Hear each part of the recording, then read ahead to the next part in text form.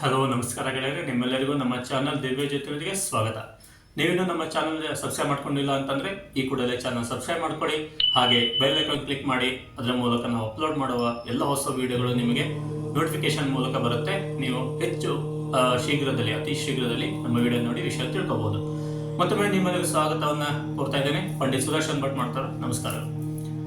ಇವತ್ತಿನ ಒಂದು ವಿಷಯದಲ್ಲಿ ನಾವು ಏನು ಒಂದು ಜ್ಯೋತಿಷ್ಯ ವಿಚಾರ ಅಥವಾ ತಿಳ್ಕೊಳ್ತಾ ಇದ್ದೇವೆ ಅಂತಂದ್ರೆ, ಕಳುವು ಅಥವಾ ನಾವು ಕಳೆದುಕೊಂಡಿರುವಂತಹ ವಸ್ತು. ಕಳೆದುಕೊಂಡಂತಹ ವಸ್ತುವನ್ನ ನಾವು ಪಡೆಯುವಂಥದ್ದು ಎಲ್ಲರಿಗೂ ತುಂಬಾ ಜನ ದಿನ ಪ್ರತಿ ನಾವು ಒಂದಲ್ಲ ಒಂದು ವಸ್ತುಗಳನ್ನು ಕಳ್ಕೊಳ್ತೇವೆ. ಸೊ ಅಂತ ಸಂದರ್ಭದಲ್ಲಿ ನಾವು ಏನ್ ಮಾಡಬೇಕು?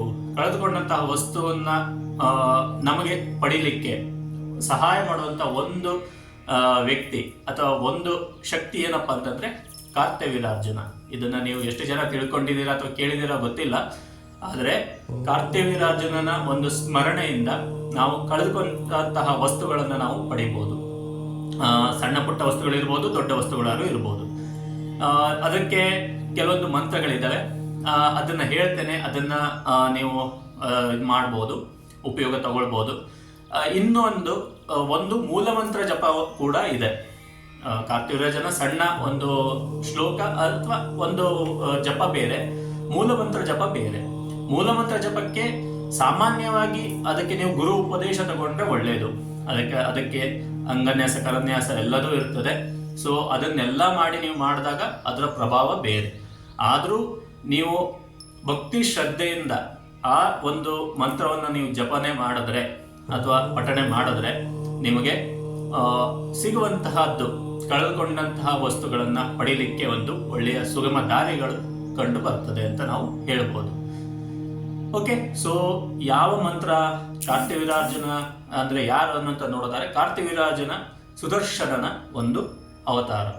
ಸುದರ್ಶನ ಅಂತಂದ್ರೆ ಶ್ರೀಕೃಷ್ಣ ಅಥವಾ ವಿಷ್ಣುವಿನ ಒಂದು ಆಯುಧ ಏನಿದೆಯೋ ಸುದರ್ಶನ, ಅವನ ಒಂದು ಅವತಾರ. ಸುದರ್ಶನ ಒಂದು ಅವತಾರವೇ ಕಾರ್ತ್ಯವೀರ್ಯಾರ್ಜುನ. ಕಾರ್ತ್ಯವೀರ್ಯಾರ್ಜುನ ಕ್ಷತ್ರಿಯನಾಗಿ ಹುಟ್ಟಿದ್ದು, ಪರಶುರಾಮನಿಂದ ಸೋತ, ಹಾಗೆ ಪರಶುರಾಮನಿಂದ ಸಂಹಾರ ಆಗಿರುವಂತಹದ್ದು. ಆ ಒಂದು ಸಂದರ್ಭದಲ್ಲಿ ವರವನ್ನ ತಗೊಂಡು ಜನರಿಗೆ ಕಳೆದುಕೊಂಡಂತಹ ವಸ್ತುಗಳನ್ನ ಹುಡುಕಲಿಕ್ಕೆ ನೀನು ಸಹಾಯ ಮಾಡಬೇಕು ಅನ್ನುವಂತಹ ಒಂದು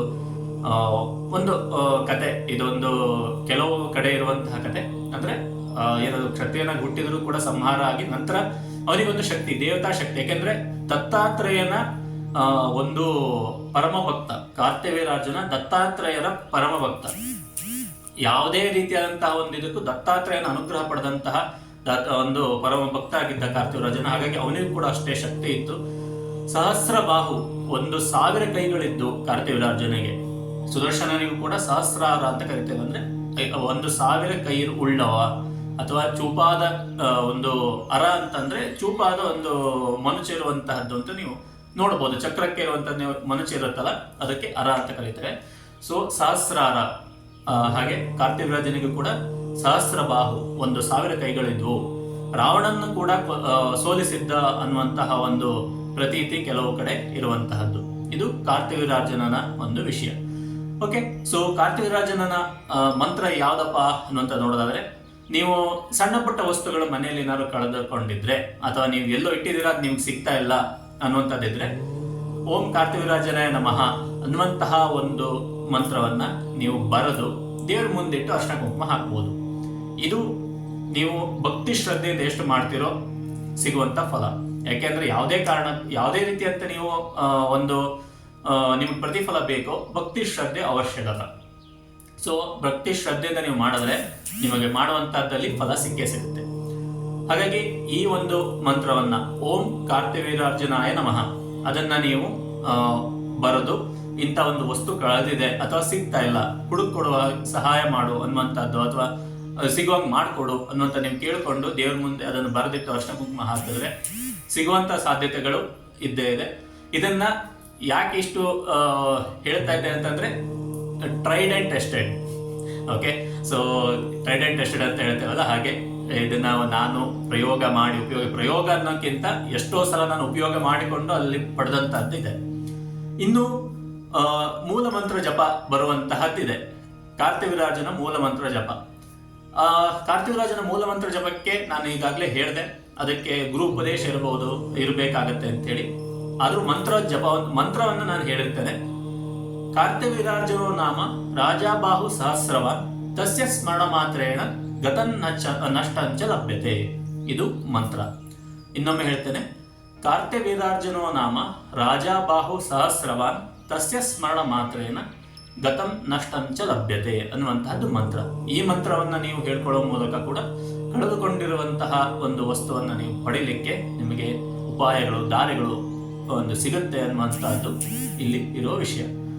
ಇದಿಷ್ಟು ಒಂದು ಸಣ್ಣ ಉಪಯೋಗಕರ ವಿಷಯ ಆಗಿತ್ತು. ಜ್ಯೋತಿಷ್ಯ ಪ್ರಕಾರ ನಾವು ಹೇಗೆ ನಾವು ಕಳೆದುಕೊಂಡ ವಸ್ತುವನ್ನು ಪಡಿಲಿಕ್ಕೆ ದಾರಿಯನ್ನು ಪಡಿಬಹುದು ಅನ್ನುವಂಥದ್ದು ನೋಡ್ಲಿಕ್ಕೆ ಇರುವಂತಹ ಒಂದು ಸಣ್ಣ ಸಲಹೆಗಳು ಅಥವಾ ಪ್ರಯೋಗ ಅಂತ ನಾವು ಹೇಳ್ಬೋದು. ಓಕೆ, ಮತ್ತೊಮ್ಮೆ ನಿಮ್ಮೆಲ್ಲರಿಗೂ ಧನ್ಯವಾದ ಹೇಳ್ತೇನೆ.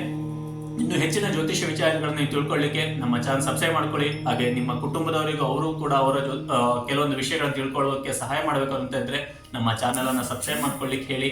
ಅವ್ರ ಜೊತೆ ಶೇರ್ ಮಾಡ್ಕೊಳ್ಳಿ. ನಿಮ್ಮ ಕುಟುಂಬಸ್ಥರು ಹಾಗೆ ಫ್ರೆಂಡ್ಸ್ ಜೊತೆ ಕೂಡ ಶೇರ್ ಮಾಡ್ಕೊಳ್ಳಿ ಅಂತ ಹೇಳ್ತಾ ಮತ್ತೊಮ್ಮೆ ನಿಮ್ಮೆಲ್ಲರಿಗೂ ಧನ್ಯವಾದಗಳು. ನಮಸ್ಕಾರ.